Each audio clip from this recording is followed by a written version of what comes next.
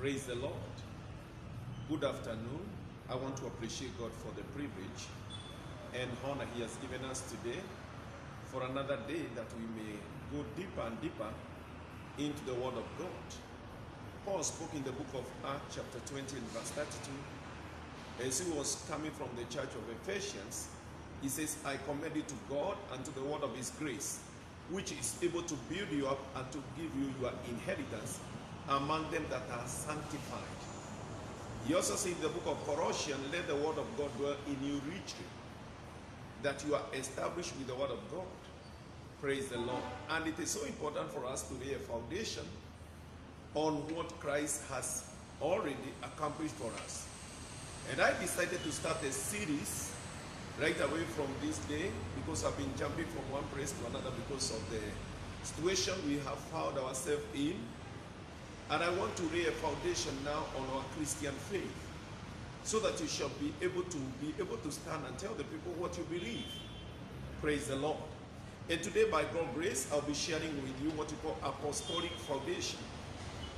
Apostolic foundation. The most important thing in a building that you cannot see is the foundation. It is the most important thing. The same to the church. The foundation determines the tenacity, determines the strength, the height, the beauty, and many things concerning the same building. How far you dig the foundation determines how much you build high the heights. Anyone knows that the buildings that are tall in the world today, they have also a very deep foundation. Praise the Lord. The main function of the apostolic foundation has been to show us how to build, on which foundation we are to build. Paul, speaking in the book of Ephesians chapter 2 and verse 20, he says, having been built on the apostles and prophets, Jesus Christ himself being the chief cornerstone. We are to build the church, but we are to build on the pattern that have already been established on what we call the apostles and the prophets. And Jesus Christ being the cornerstone. The cornerstone simply means it is the stone that defines the shape, the height, and everything. It's the foundation ground. I come from the village where every person who is a merchant, they always lay a 9x9 stone for the foundation, so that they shall be able to hold the weights of the building that you are going to build. Jesus stayed with the three of his disciples, and he passed to them some sort of doctrine or pattern in which they also passed to us. Paul, speaking in the book of 1 Corinthians in chapter 3 and verse 3, 1 Corinthians chapter 3 and verse 11, he said this, for no other foundation can man lay than that which is laid, which is Jesus Christ. You can never lay any other foundation. People try to lay foundation based on the wrong doctrine. But the Bible says you can never lay any other foundation except the one that has been laid, and that is Christ Jesus. And that is what we build on. The 12 disciples who were trained by Jesus for 3 years of the ministry, their teaching came to be known the apostles' doctrine, which they were to lay the foundation for Christian and the churches. Even after the departure of Jesus, the Act of Apostles chapter 2 and verse 42, the Bible says very well what the disciples continue to do. Act chapter 2 and verse 42, this is what the Bible says. Act 2 verse 42. And they continued steadfast in the apostles' doctrine and the fellowship and breaking of bread and in prayer. They continued in the apostles' doctrine. Praise the Lord. Paul was the apostles to the Gentiles. And we must be aware and build ourselves based on what he taught. Because the Bible says he was sent to us. Galatians chapter 1 and verse 11 and 12, he said a warning of anyone that tried to build a foundation or lay a foundation on anything else apart from what he himself taught. Now, the Bible says, Galatians chapter 1 verse 11 and 12, but I certify you, brethren, that the gospel which was preached of me is not after man. For I neither received it of man, neither was I taught, but it was the revelation of Jesus Christ. Paul emphasized on the revelation of Jesus Christ, who Christ is and what was the purpose as to why Jesus came. Beloved, if you look in the book of Ephesians chapter 1, verse 9, 10, and 11, you shall see the only goal that God has for the world is only in Jesus. Every of his counsel was parted in Christ Jesus. And so he was the foundation onto which we were to be laid. Paul speaking as a wise builder. In the book of 1 Corinthians chapter 3, in verse 1 Corinthians chapter 3, and verse 10, he says, let me start from there. He says, for according to the grace of God which is given to me as a wise master builder, I have laid the foundation and another one built thereon. But let everyone take heed of how he built thereon. Let everyone take heed. The next verse, verse 11, for other foundation can no man lay than that which is laid, that is Jesus Christ. You cannot lay any other foundation. You must lay a foundation on the form of doctrine that was delivered to us by the apostles. If you go outside of that doctrine, it is called another gospel. It is called unsound doctrine. It is not healthy. Romans chapter 6 and verse 17. Let me read for you. Romans chapter 6 and verse 17. But thanks be to God that you are the servant of sin, but you have obeyed from the heart the form of doctrine which was delivered unto you. There is the form of doctrine. Jesus taught about that doctrine. The apostles came and they taught that doctrine. Paul also received the same doctrine by the revelation of Christ. And we are to be built on the same form of doctrine. If you go outside of that form of doctrine, what you are hearing is not the gospel. What you are hearing will never build anything. It will crash down. Because there is no any other foundation can any man also be able to build. Praise the Lord. It is the only form of doctrine.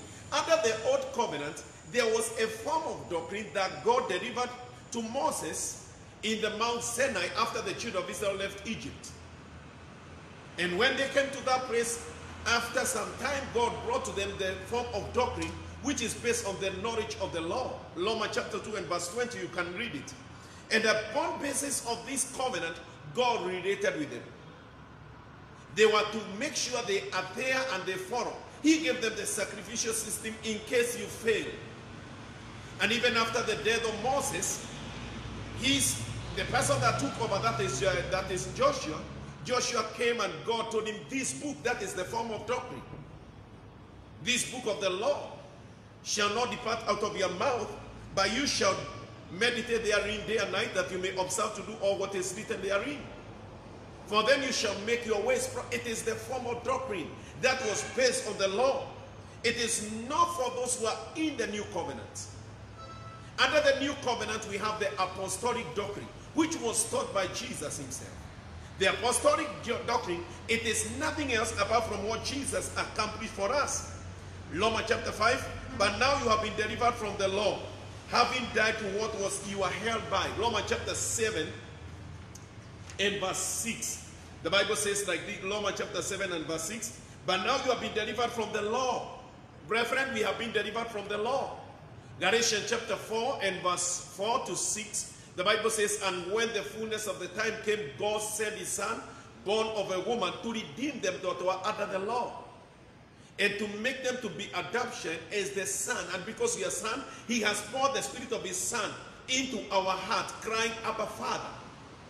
We were under the law before, but now we have another form of doctrine, and that is the on three things. This form of doctrine, anywhere you go and you do three things, please be persuaded in your heart that you are not hearing the gospel.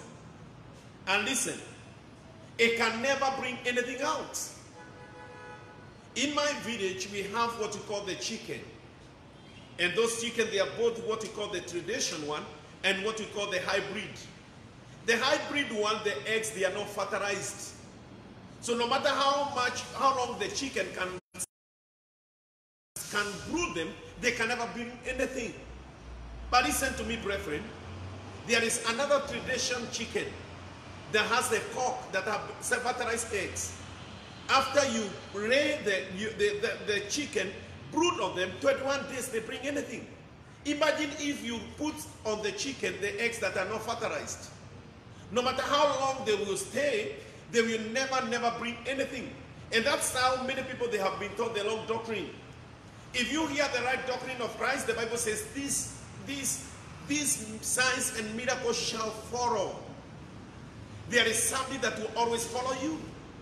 If you hear the doctrine of Christ, the Bible says those who believe, they have entered rest. Those who believe that doctrine, they will never be put to shame. Praise the Lord. You enter rest. There is miracle, signs and wonders, because you are built on what you call the right foundation. You enter rest. Any other doctrine, it is pointing to you. It is not the doctrine of the apostles. It is not the message of the cross. Now hear this in the book of 1 Corinthians chapter 15 and verse 1 to 3. This is what the word of God says. Moreover, brethren, I declare to you the gospel which I preach unto you, which also you received, and wherein you stand. He was talking to the people of Corinthians who have already received the gospel. He told them, this is what you believe and what you stand on.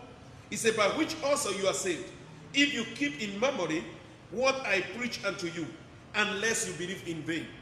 For I delivered that Paul delivered to them. It is about the suffering of Christ and the glory that is to follow. He says like this, we enjoy the abundance of grace. Jesus took our possession. Praise the Lord. God presented Jesus on our behalf. That is what we call the apostolic doctrine. And he paid everything that we need. Praise the Lord. Now the pattern of the word, Paul also read to the Timothy and Titus. And he told his own son Timothy in the book of 2 Timothy chapter 2 and 2 Timothy chapter 1 and verse 13. He told his own son Timothy, I want to read for you also. 1 Timothy chapter 1 and verse 13. He told Timothy, who was there? Let me read for 2 Timothy, chapter 1 verse 13. He said, hold fast to the form of the sound words, which thou hast heard of me, in faith, in love, which is in Christ Jesus. Hold fast to the sound word, hear the word. He talked also to his son also, who was also called Titus. And he told him the same thing. He told Titus about the sound word. And based on this word, there is something that you receive. We become the righteousness of God in Christ. We enjoy grace, we enjoy faith, we become sons. We become the new creation, we enjoy the new covenant. Praise the Lord. We become the new man, we enjoy the love of the Father. We enjoy the eternal life. We have a new position that is not based on our performance, but based on the love of God. God himself came for us. It is not us who are going for him. It is God who is going for us. Praise the Lord. It is a pattern of the word. Now hear this, brethren. If you are not built on that pattern of the word that Jesus laid the foundation on, the Bible says you shall be a baby. That's what the Bible says, Ephesians chapter 4 and verse 14. He gave some to be pastors, to be evangelists, to be apostles, for some assignment. And what was this assignment? Ephesians chapter 4 and verse 14. The Bible says like this.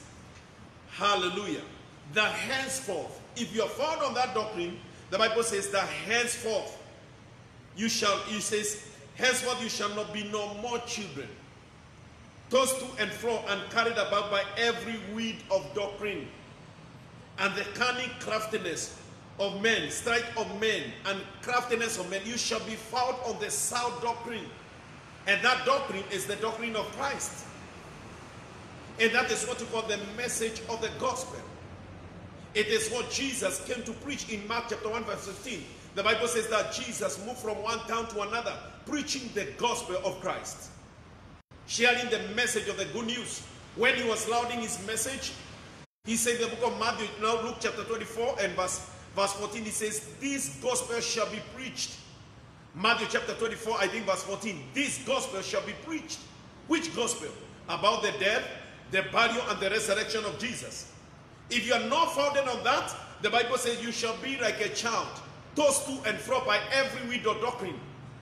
You shall be taken by hold by the men jargons. So many messages that have titles to entice men. They look as if they are promising anything, but listen, unless you are built on the foundation of Christ or the apostles' doctrine, then you will never enjoy your Christianity life. The Bible says, the book of Hebrews chapter 13 and verse 9, the Bible says, you start from there, the Bible says Jesus Christ is the same yesterday. Hebrews chapter 13 verse 9. Let's start from verse 8. Jesus Christ is the same yesterday, today. He doesn't change. He says, verse 9, be not be carried with diverse and strange doctrines. Amen. Let your heart be established by grace. Don't be carried by strange doctrine. Jesus is the same yesterday, today. There is nothing new about what Jesus did. There is no new revelation. Revelation is Christ himself. Don't be taken hold or anyone that come to tell you that I have a new revelation. There isn't. Revelation is only the death, the burial, and the resurrection of Jesus Christ. And our possession that we have received in Christ Jesus. Praise the Lord.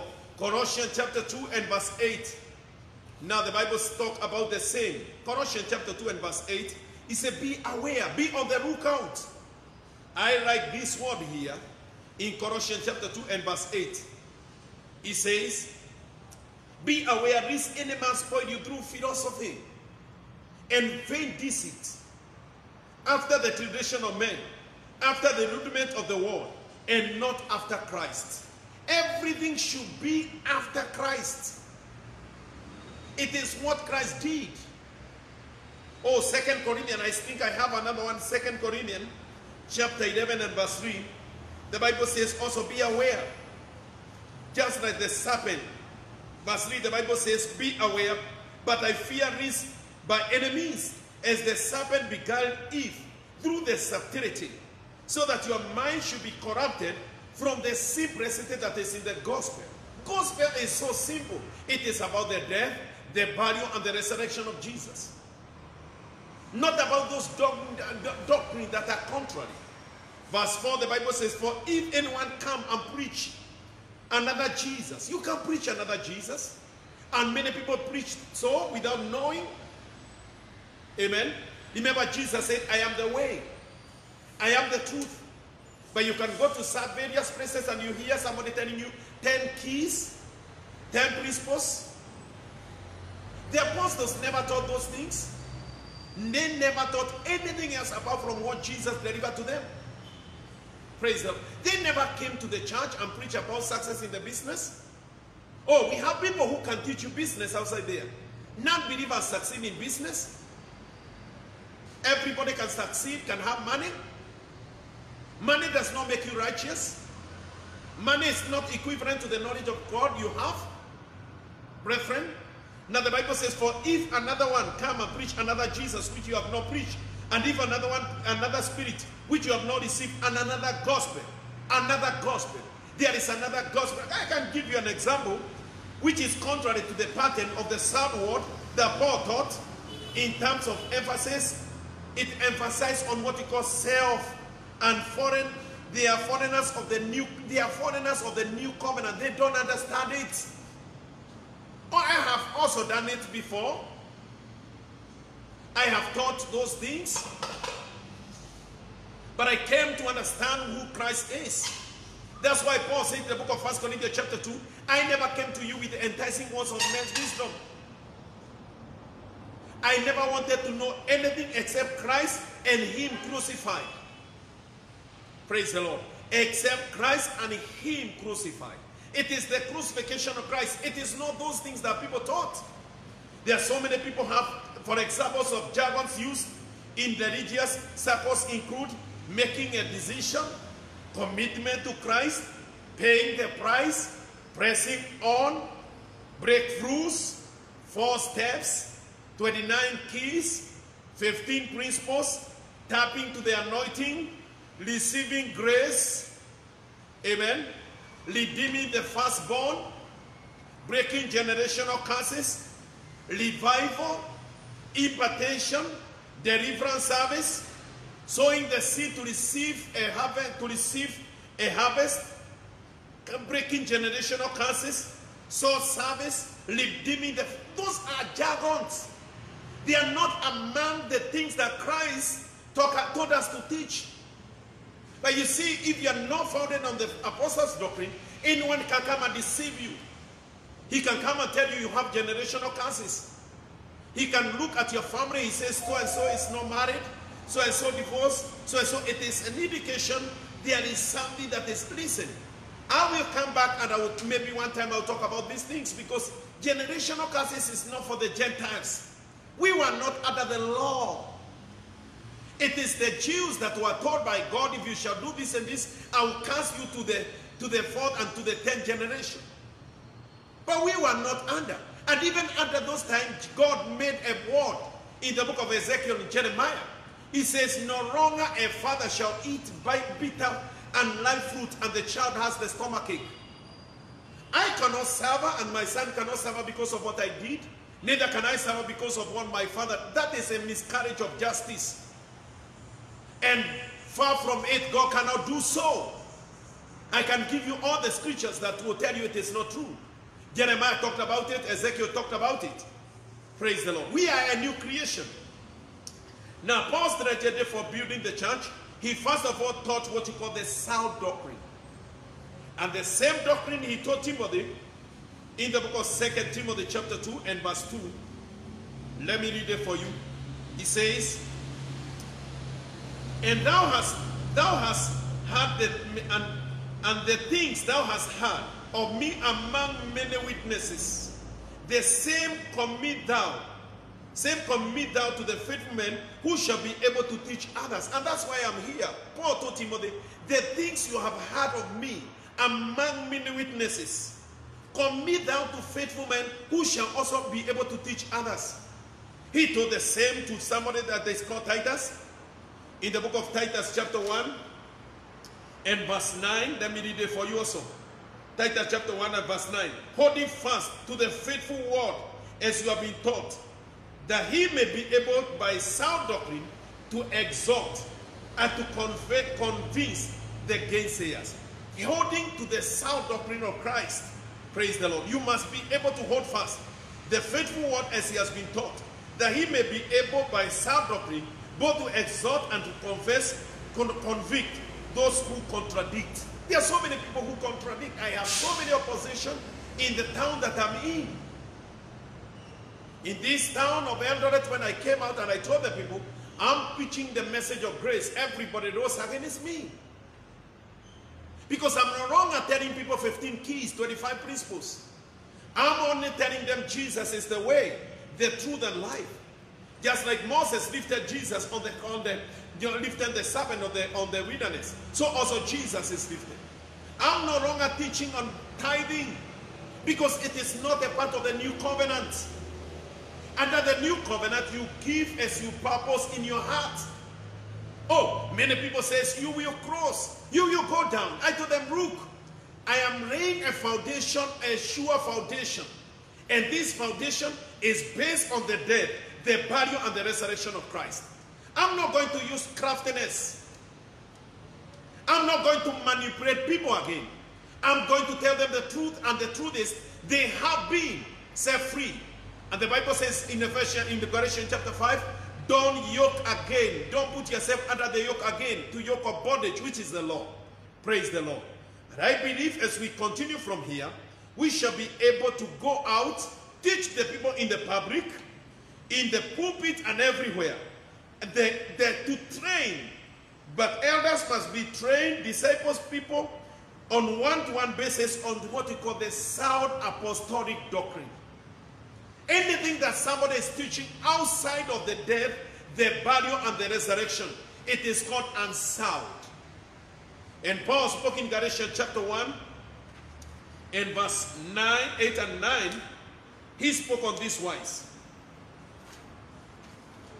Galatians chapter 1 and verse 8 and 9. But though me or an angel of heaven preach any other gospel unto you than which we preach unto you, let him be accursed. As we said before, so I say it again now again. If any man preach any other gospel unto you than that which you have received, let him be accursed. There are so many gospels. What to do in order for God to do. No, we don't have that gospel again. We have only what God has already done so that we may receive. The disciples of Jesus were caught on what we call the crossroad. They were under the law and they were coming now under grace. And they asked Jesus in the book of John chapter 6 and verse 28, what shall we do that we may do the works of God? Because there was something always somebody should do. The young rich ruler came to Jesus. He asked Jesus, what must I do to inherit eternal life? And Jesus pointed him to the law. Because law was not to make you to be righteous, but it was to make you to come to an end of yourself so that you cry for a savior. And this man tried everything. The disciple Jesus answered them in John chapter 6 verse 29. He says, this is what you should do. Believe in him who God has sent. Believe in Jesus, brethren. Only on Jesus. Learn of him. Understand him. Praise the Lord. Jesus took your possession. This is the apostolic doctrine. This is why Jesus came. He is the Lamb of God that taketh away the sin of the world. Praise the Lord. And I leave you to that point as we continue tomorrow to share the same message. I will go to the second one. I will repeat again to what I taught last week. I will talk about righteousness. I will talk about abundance. I will talk about the grace. That's what I will talk about. I will talk about your identity, who you are in Christ Jesus. I will talk about the sonship. I will talk about eternal life. I will talk about righteousness, consciousness. I will talk about grace. All these things I will share with you so that you shall be established in Christ.